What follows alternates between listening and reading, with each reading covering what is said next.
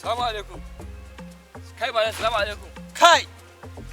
Me yake damun ka naka? Kai bari. An ka sa abin da yake damu na ka tausaya mu. Me yake damun ka? Yarinyar nan da zan aura. Yarinya. Yarinyar nan ta bayan layin Fati. Ah, Fatima? Ita ce kullun sai ne mata dinkin sallah. Kullun sai ne mata dinkin sallah. Na rasa inda zan yi. Ko ga baka da kuɗi. Kai ban da kuɗi. Ka shawara da kyau ni abu da ka san me ne mata?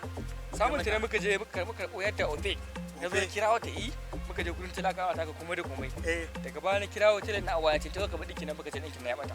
Ya bata. Na sallamu tele haka muka. Ita kuma ya ta hakura. Ta hakura da kai dole ta hakura. Na kai mata banta ta hakura. Da yawan ake bayarwa. Can ne bayan layi suke bada obi ai.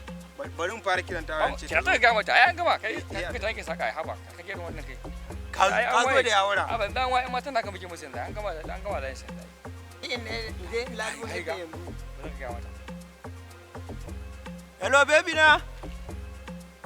Maganar shaddan nan ce ana kina wata magana ta daban maganar shaddan nan ce yanzu ki zo a je wajen telan nan. An same ta mana an same ta ki zo a je wajen telan nan. Baba ki tana dinkin ka miki. Da haka ne na kaji ba da fara kuma na kaji ta wuri. Lafiya? Kai da ma mugunta ka zo kai mu. Mugunta kaman ya. Ka ce baba ta tana dinki. Ina nan je kan yadda. Sai ka baro ta.